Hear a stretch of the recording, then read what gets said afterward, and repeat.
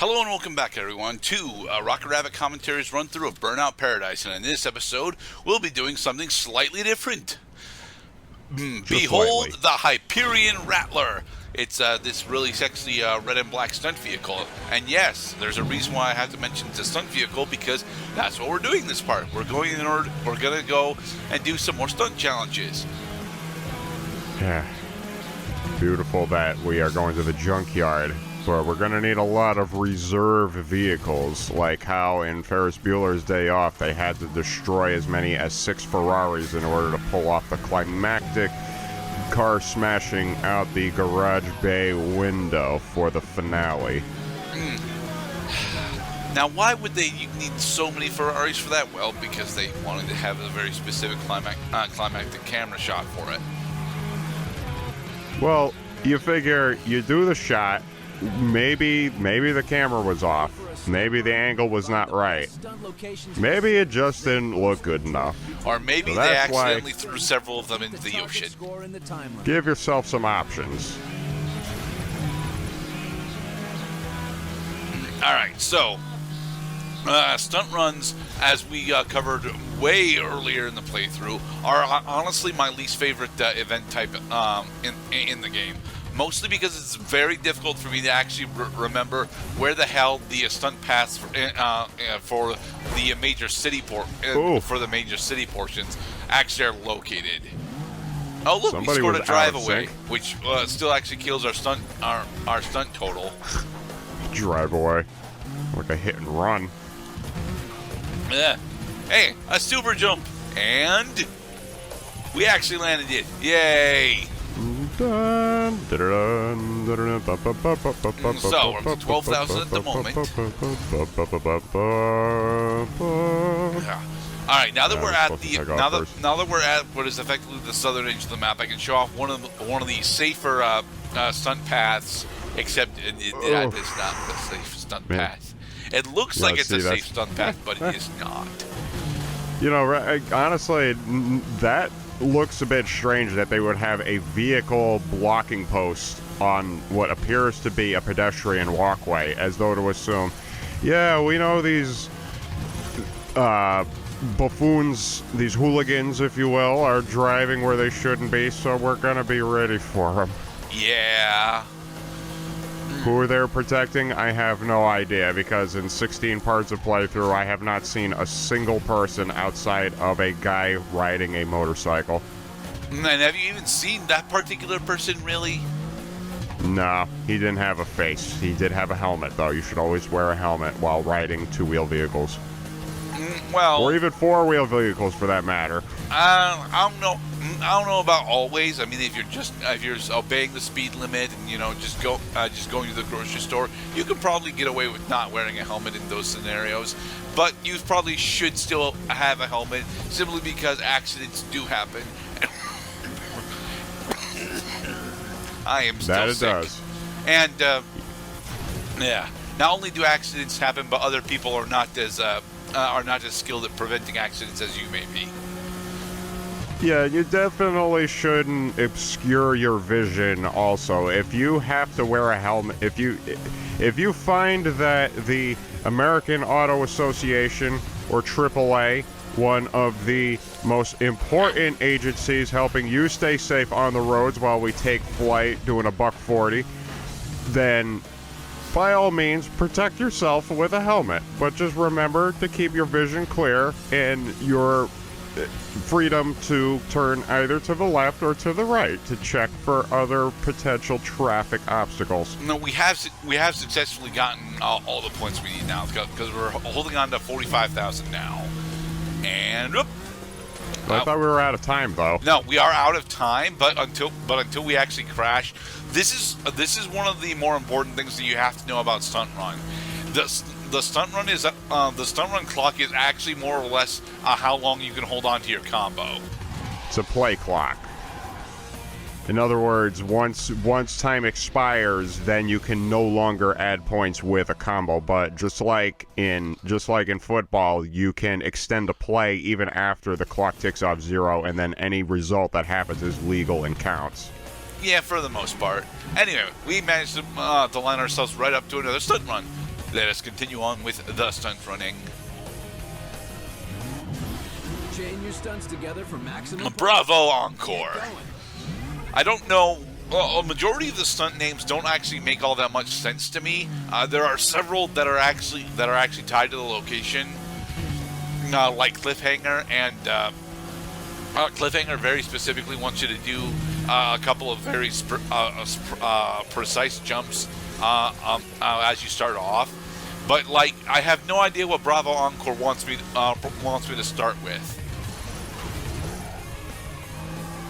Well, I would say would want you to start with applause. But that would mean that I'd have to go over to the plaza in order to figure out where the jumps are there. And I don't want to be at the plaza. The plaza is dangerous. It's got lots of stuff in the way.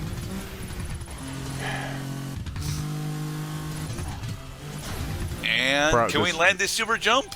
Yay! Our first actual multipliers.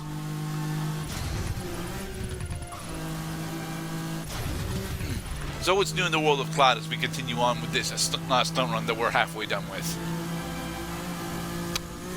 Not too much, although on the subject of Mozart, I did listen to, for the second time, La Clemenza di Tito, which is a mysterious, to my listening ears anyway, a sixth opera, another Italian opera by Mozart that I was not aware of for the longest time. Interestingly enough, I found a recording made sometime between 2020 and 2021 where they had to make a couple adjustments to not only having vehicle safety and well-designated lanes for parking and travel in and out of the concert venue so that people don't slam into each other like they were running late for a pussy appointment, that they had designated, like, white squares that were 6 feet apart. They even did some cool color coding, which was nice, so that even in dim lighting, the actors could see where they were standing on the stage, and it worked with their costuming because they used a lot of white and black photography in order to create more memorable images. It was a 2-hour and 15-minute long production. You know, stage production is one of those things that I'm supposed to be very interested in because I like a lot of behind-the-scenes details. But, like, I'm not entirely sure how best to incorporate the knowledge that I would get from that into expressing that, you know, into my own productions. Mostly because I don't really want to do stage production on my own time. Ha ha ha ha ha ha ha. I attempted to connect our commentary into what we were talking about, and it wasn't as successful as I wanted it to be. Oh well.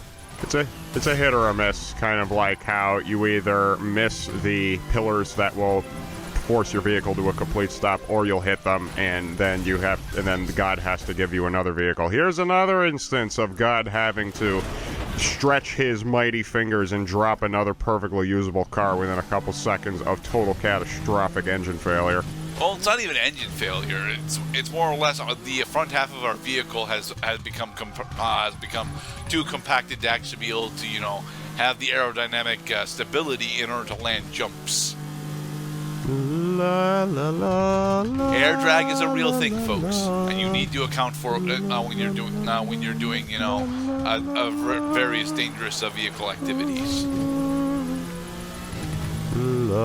Okay, can we actually get up here this time and hit this billboard? Yay!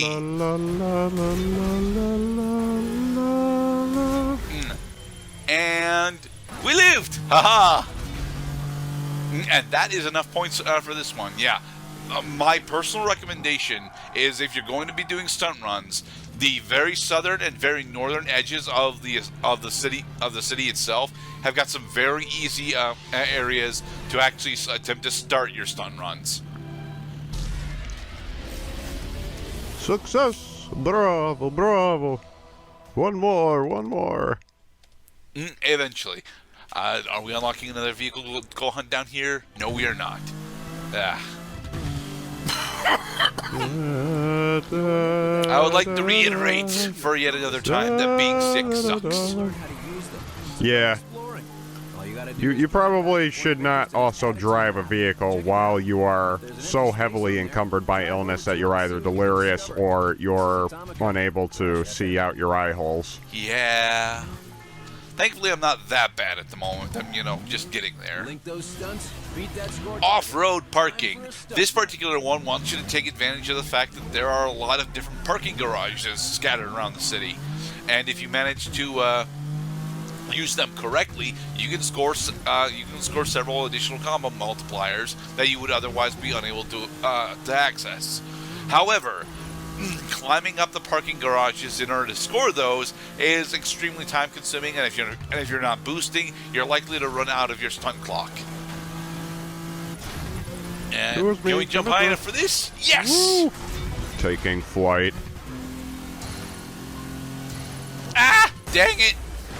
Had I done that right, we could have actually landed a barrel roll there, but we did not. Yeah, that was pretty epic camera work there.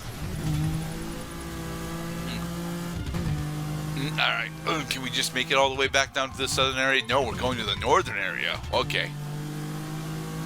La, la, la, la, la. At times like this, I forget that there are other acts to the Wind Serenade that Ein kleine Nachtmusik is referred to. Actually, I don't even think it was Mozart who coined the name Ein kleine Nachtmusik for just one movement of the serenade. It just so happens to be it's the first movement of the serenade, Allegro. This is the Andante, and then it's followed by the Vivace. I'm pretty sure it's followed by a Vivace. Is there any musical piece called the Verdantale? Probably. Okay. Do you happen to know if what it would be connected to? Spring? Probably.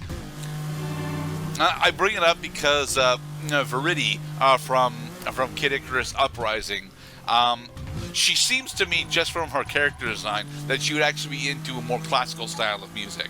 We know that Palutena is very much into classical style of music because of her long-standing character design, but it would make sense to me for damn it! So very close. So very close. Which is to say you weren't really that close at all because your accumulated score and your combo were both tragically cut short by fate, it seems. Who put this pier here? Well, using the pier is honestly one of the easier ways to score up a large amount of combo on the northern end of the map. I'm not good at Stunt Run, but yeah, I would personally recommend being on the northern end of the map if you are attempting to do stunt runs in general.